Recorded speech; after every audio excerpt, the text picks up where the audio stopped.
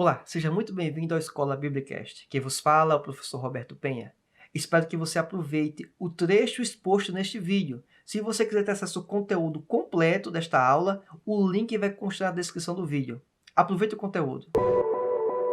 Na visão humana, ou daquelas pessoas naquele período, existiam elementos que Baal, ou o Deus que eles criaram, permitia que satisfazesse algumas necessidades ou carências da carne, da natureza humana. Primeiro deles, o poder. O povo queria liberdade, tanto da autoridade de Deus como da dos sacerdotes. A religião que eles queriam deveria se ajustar ao estilo de vida deles, e não o inverso. Perceba que o parâmetro de Deus é que o povo deva se ajustar aos moldes estabelecidos pelo próprio Deus. E não, o ser humano, ele quer que ele seja o senhor do seu próprio caminhar. Ele quer ser o dono dos seus passos. E aí é que mora o problema. Porque o ser humano ele tem uma visão limitada e tem também, obviamente, o poder de atuação muito limitado. Portanto, esse tipo de escolha é totalmente equivocada, mas naquele período acontece o que ocorre nos dias de hoje. As pessoas entendem que podem chegar a uma melhor espiritualidade por meio de suas escolhas, por meio daquilo que acha que é melhor. E a escolha de um Deus que não fosse o verdadeiro Deus permitiria que se ajustasse aos parâmetros que eu quero viver, que naquele período eles queriam viver. Perceba então que isso torna-se um grave problema. Outro elemento também que devemos considerar é o prazer. Poxa, o prazer. A adoração aos ídolos naquele período, naquele contexto, envolvia elementos de sensualidade. Exaltava-se a sensualidade. Sem responsabilidade ou culpa. Ou seja, aquilo que eles faziam que aos olhos do verdadeiro Deus seria pecado, seria uma prática desaprovada para aquele período, naquele contexto, com aquele Deus que eles estavam servindo, era algo absolutamente comum e não ficaria peso algum na consciência. Então o povo representava as personalidades malignas e sensualmente corruptas dos deuses que o adoravam. Ou seja, aquele Deus era uma projeção daquilo que as pessoas eram. Na verdade, aquele Deus projetava as falhas e os pecados do próprio povo. Outro elemento também importante, a paixão. As pessoas naquele contexto, naquele período, não eram vistas como indivíduos, mas podiam ser exploradas sexual, política e economicamente. As pessoas deixaram que a atração e a paixão física as domine. E aí, também, mais uma vez, uma questão problemática. Outra, e por última, o louvor e a popularidade.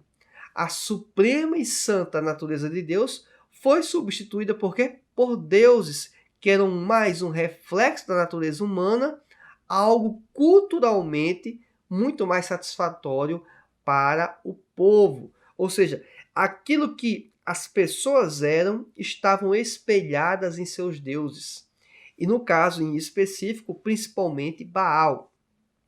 E uma interessante questão a ser colocada é que esta reflexão de existir esses falsos deuses levou também a existir profetas desses falsos deuses. Perceba que um equívoco, uma falha vai proporcionando um aprofundamento desse erro. Perceba que a questão problemática iniciou-se quando Jeroboão trouxe elementos sincréticos para o meio do povo. Esses elementos foram aprofundados por outros reis, que foram piores do que o próprio Jeroboão, como inclusive Acabe. E isso trouxe um afastamento ainda maior do povo de Deus. E aí, para que o povo tivesse ainda mais uma liberdade, entre aspas, religiosa também, da perspectiva até humana, não existia uma figura sacerdotal que lhe indicasse o caminho ou que fizessem eles fazerem uma autoavaliação, eles criaram os seus falsos profetas, os profetas desses deuses. E esses profetas, existiam aí diferenças gritantes em relação aos verdadeiros profetas. Algumas contraposições que quero apresentar para você, extraídas da Bíblia de Estudo e Aplicação Pessoal.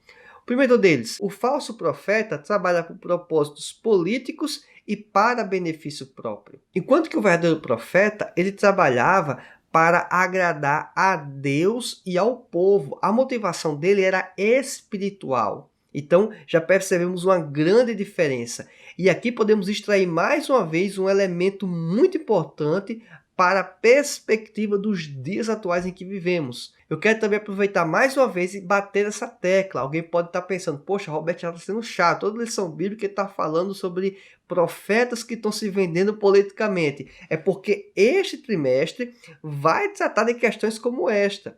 Os profetas enfrentavam os líderes civis que estavam fazendo coisas equivocadas. E mais uma vez eu reforço, existem homens de Deus, ou pelo menos que deveriam ser homens de Deus, que estão se vendendo para interesses políticos e de benefício próprio. E olha que eu não estou falando de alguém que simplesmente deixa de falar. Eu estou falando daquela pessoa que passa a fazer parte do sistema, o que é muito pior. Ou seja, e isso está ocorrendo na nossa realidade. E isso está ocorrendo aqui no Brasil.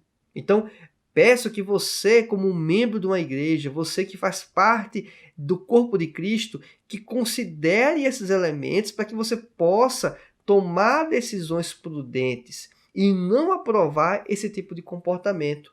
Nós devemos denunciar as falhas, denunciar os equívocos.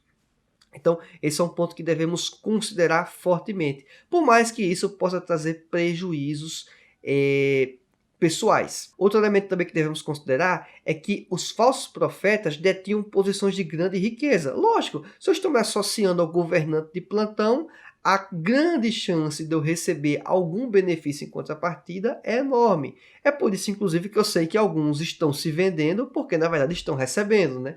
É uma venda e tem uma contrapartida. É bem verdade que alguns se vendem de graça. Outra questão também é que naquele período principalmente, os verdadeiros profetas, eles possuíam nada ou quase nada.